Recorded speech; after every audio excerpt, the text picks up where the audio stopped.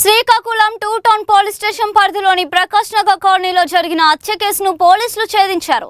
ఈ నెల 4వ తేదీ రాత్రి ధర్మాన ఆసరి నాయుడు హత్యకు గురైన కేసులో అతని భార్య జయలక్ష్మి, కుమారుడు మణికంఠ, అల్లుడు చల్లారాజును అరెస్ట్ చేసినట్లు టౌన్ డీఎస్పీ వివేకానంద వెల్లడించారు. మృతుడికి మద్యం అలవాటు ఉండడం వల్ల కుటుంబ సభ్యులతో తరచూ గొడవలు జరుగుతున్నాయని పోలీసులు తెలిపారు. ముందస్తు ప్రణాళిక ప్రకారం ముగ్గురు కలిసి హత్య చేసినట్లు దర్యాప్తులో తేలిందన్నారు. ఘటనను తప్పుదారి పట్టించేందుకు 112కి ఫోన్ చేయించినట్లు గుర్తించారు. లోతైన విచారణలో నిందితులు నేరాన్ని ఒప్పుకున్నారని, వీఆర్ఓ సమక్షంలో లొంగిపోయిన తర్వాత అరెస్టు చేసినట్లు పోలీసులు తెలిపారు.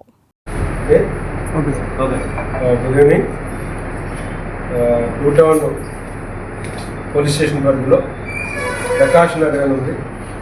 ఇక్కడ మీ అందరికీ తెలుసు, 5వ తారీఖున 4వ తారీఖు రాత్రి ఒక సెన్సేషన్ మర్డర్ అనేది జరిగింది.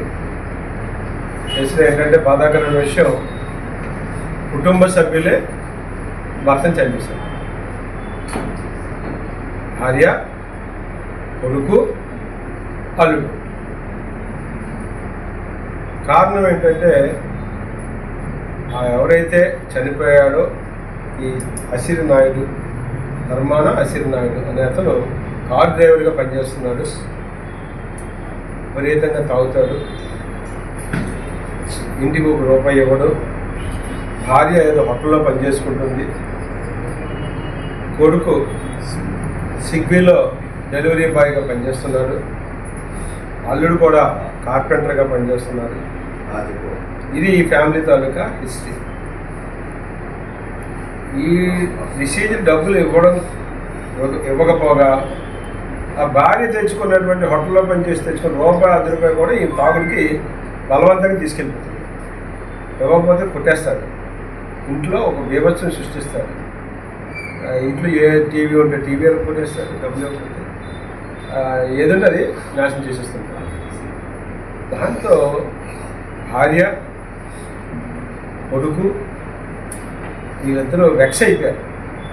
అంటే బయట ఉంటాడు, పెళ్ళి అయిపోయింది కాబట్టి బయట ఉంటాడు. బట్ వెక్స్ అయిపోయారు అనమాట. ఏంటి ఇలా అమ్మ సుఖపడలేదు, నేనేదో ఇంటింటికి వెళ్ళి నేను సిగ్గి ద్వారా సంపాదించి తెస్తే ఇంటికి వచ్చి వీళ్ళు పాడు చేసేస్తున్నాడు.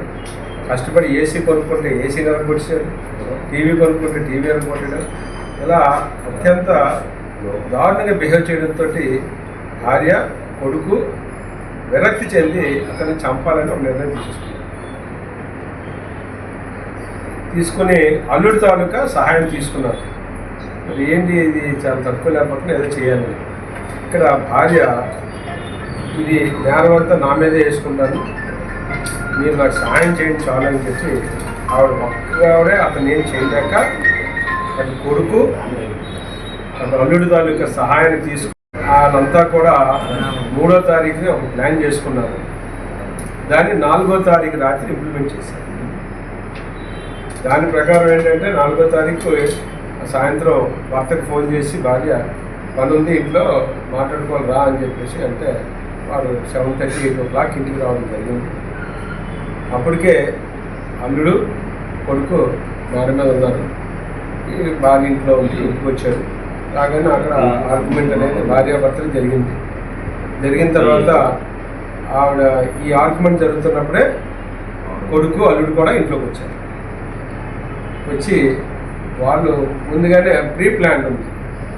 ఇతన్ని ఎన్ని రకాలుగా అవసరమైతే ఏదన్నా ఉపయోగించాలి అనేటువంటి ప్లాన్లో వాళ్ళు ఉన్నారు కాబట్టి ప్రిపరేషన్ అనేది పక్కాగా.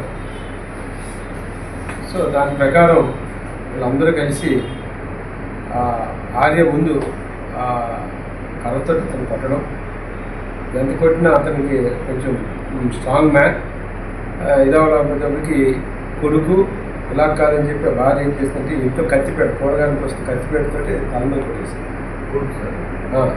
కత్తిపేటతో తల మీద అన్ని చోట్ల కొడితే అంత భార్య కొట్టేసింది.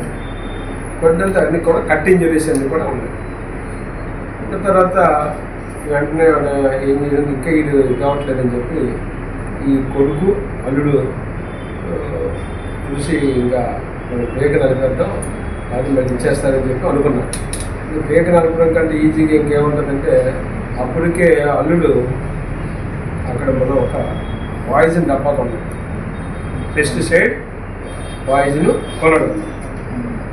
అది ఆవిడ కొనమని చెప్తే అత్తగారు కొనమని అతను ప్లాన్ చేసి వెళ్ళి కొనుక్కొని వచ్చాడు. ఈజీగా ఇది పొద్దున్న పాయిజన్ పెట్టాడు. ఆ పాయిజన్ పెట్టినా ఇంకా కొట్టుకున్నాడు. ఇంత స్టిల్ ఈ struggling fighting with wife son and son in law. ఇది ఇంకా కొట్టుకున్నాడు, ఇంక ఇది అవ్వలేదని చెప్పి భార్య ఏం చేసిందంటే అతను గట్టిగా నోరు నొక్కేసింది.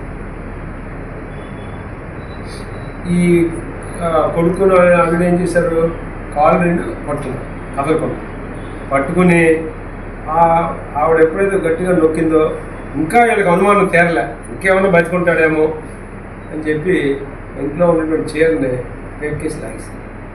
ఈ రకంగా 3 పద్ధతుల్లో అతన్ని ఎలిమినేట్ చేసేసాడు. చేసిన తర్వాత ఆవిడ ఏం చేసిందంటే ఈ నేరం అంతా నా మీద వేసుకుంటాను, మీరు ఏమి ఇందులో ఇదవుతుందని చెప్పి కొడుక్కి సలహా ఇచ్చి కొడుకు ద్వారానే 112 కాల్ చేయించారు. అక్కడేదో మర్డర్ అయిపోయింది, ఆవిడే చెప్పినట్టుగా ఏదో ఎవరు బయట వాళ్ళు చేసినట్టుగా మాకు కాల్ కూడా చేయించారు. చేయించి వెంటనే మన సిఐ గారికి సమాచారం రావడం, వెంటనే వెళ్ళడం, ఆవిడ అంతా కూడా ఫ్యామిలీ అవడంతో విచారణ అనేది కొంచెం లేట్ అయింది. ఇమీడియట్గా ఎవరైతే ముందు కంప్లైంట్ ఇచ్చింది ఎవరు, కొడుకే ఇచ్చాడు, ఇలా మా నాన్న ఇలాగ అయిందని. ఈ విచారణలో చేసిన తర్వాత ఇచ్చిన తర్వాత ఎంక్వైరీకి రావట్లేదు కొడుకు. అల్లుడైతే వచ్చాడు, వచ్చి వాళ్ళు అటెండ్ అయ్యారు, వాళ్ళు కూడా మళ్ళీ అల్లుడు కూడా వెళ్ళిపోయాడు. ఆ భార్యని సిఐ గారు ఎట్ లెంగ్త్ ఈశ్వరరావు విచారణ చేస్తే నేను ఇందాక మీకు చెప్పిన వాస్తవాలను కూడా బయటకు వచ్చాను. ఈ వాస్తవాలను అనుగుణంగా ఆమెను ఇవాళ మార్నింగ్ ఒక విఆర్ఓ దగ్గర ఆవిడ సరెండర్ అయిపోయింది. ఈ విచారణ అంతా జరుగుతుంది. జరిగిన తర్వాత మరి రిక్వెస్ట్ చనిపోయిన తర్వాత భర్తే కాబట్టి అనుమానం ఉన్న కొన్ని కార్యక్రమాలు ఉంటాయి. ఆ కార్యక్రమాలు కానీ సిఏ గారు పంపడం జరిగింది. పంపిన తర్వాత ఆమెకి ఎవరో సలహా ఇచ్చినట్టున్నారు. అక్కడే ఉన్నటువంటి విఆర్ఓ గారి దగ్గరికి వెళ్ళి ఇవన్నీ కాదు సార్, జరిగిన వాస్తవం ఇదని చెప్పి ఆవిడ మొత్తం ఏమేం జరిగింది, తనేం చేసింది, కొడుకు ఏం చేశాడు, అల్లుడు ఏం చేశాడు డీటెయిల్గా చెప్పడం జరిగింది. చెప్తున్నా అంటే విఆర్ఓ గారు ఇద్దరు మొదట్లో 3వ రోజు కార్యక్రమాలన్నీ చేస్తుంటారు కదండి.